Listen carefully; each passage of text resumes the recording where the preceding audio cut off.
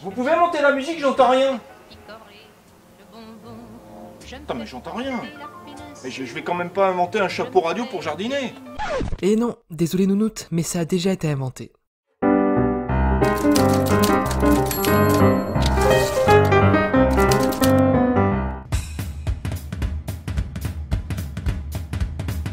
Avant l'invention des écouteurs, les gens écoutaient la radio à la maison. Elle était lourde, stationnaire et en général toute la famille l'écoutait ensemble. Mais à travers les années 30, l'exploration des radios sans fil connaît un véritable boom.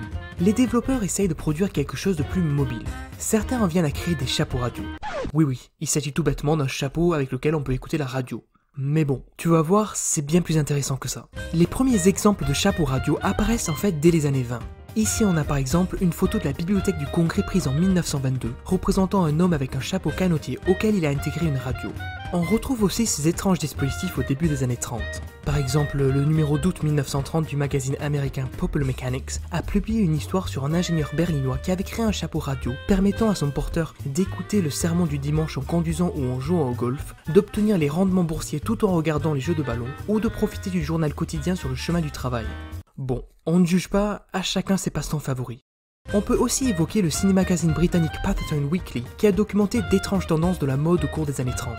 Ainsi, en 1931, on apprend que dans les rues parisiennes, il est possible d'apercevoir certaines personnes portant des chapeaux radio.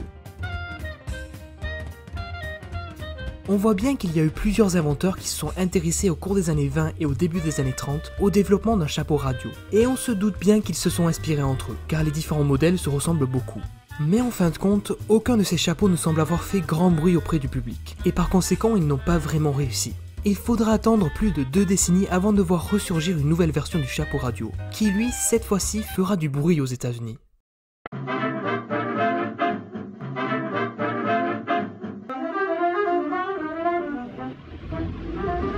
Il faut attendre la fin de la Seconde Guerre mondiale, plus précisément l'année 1949, pour que l'entrepreneur américain Victor Hoeflich présente son tout nouveau Man from Mars Radio Hat.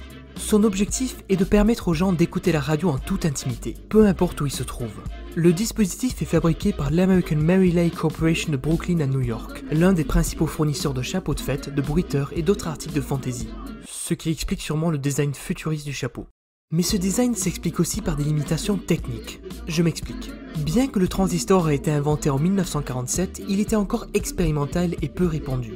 Les radios à transistor portables ne sont apparues qu'en 1954. La radio intégrée au chapeau reposait alors sur la technologie existante des lampes, autrement dit des tubes à vide. Cette technologie avait progressé pendant la Seconde Guerre mondiale, permettant des versions de moindre puissance. Cela signifiait que la radio du chapeau pouvait être alimentée par des piles, transportées dans la poche de l'utilisateur et pouvant alimenter le chapeau pendant 20 heures. Bon, les radios portables fonctionnant à piles sont déjà disponibles depuis quelques années. Hoeflich le sait et tente alors de donner à sa radio un emballage innovant, idée de bien se faire remarquer. Il fait des tubes, de l'antenne cadre et du bouton de réglage des éléments visibles et caractéristiques de son chapeau. Voilà comment, à travers un mélange d'innovation technique et de disposition tape à l'œil, Hoeflich en vient à créer son Man from Mars Radio Hat. Ok, et le mec a réussi à en vendre. Eh bien Nounoute, je suis content que tu me poses la question, car Hoeflich a un plan derrière la tête et met en place une grande campagne publicitaire qui connaîtra un succès fulgurant.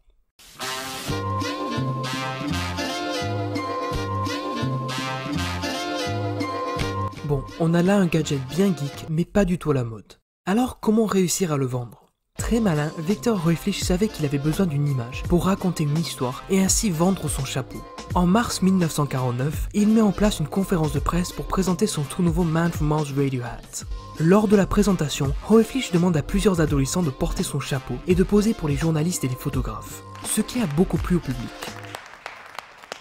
Très rapidement, les journaux sont noyés d'images et de reportages sur ce nouveau chapeau insolite. On retrouve des articles sur le chapeau dans les magazines de bricolage tels que Popular Mechanics, Mechanics Illustrated et Radio Electronics, ou encore dans les magazines grand public comme Life, Time, Newsweek, bref, tout le monde en parle. Mais l'un des articles les plus célèbres sera écrit par Hugo Gernsback dans le numéro de juin 1949 du magazine Radio Electronics. Ce journaliste est tellement impressionné par le chapeau radio qu'il écrit une histoire en 2 pages décrivant les circuits et la construction du dispositif. Le tout accompagné par la photo d'une jeune femme portant le chapeau. Bien évidemment, je te mets le lien en description si tu veux lire l'article en entier. On comprend qu'à travers la couverture médiatique, le chapeau devient très populaire. Lors de la première conférence de presse, les chapeaux étaient présentés par des adolescents. Mais des personnes de tout âge ont adoré l'invention. Déjà disponible en 8 couleurs différentes, Hoeflich ne tarda pas à promettre le développement de chapeaux radio pour femmes avec des rubans et des plumes. Le chapeau coûtait 7,95$ et était vendu par correspondance ou dans de nombreux magasins américains. Ah bah c'est malin, maintenant j'en veux un. Tu crois qu'il y en a sur eBay? Attention nounoutes, c'est pas gagné. Les publicités pour le Man from Mars Radio Hat ont cessé au début des années 50, et dans une interview de 1956, Hoeflich déclare que malgré quelques commandes occasionnelles, la société a dû arrêter la production du chapeau.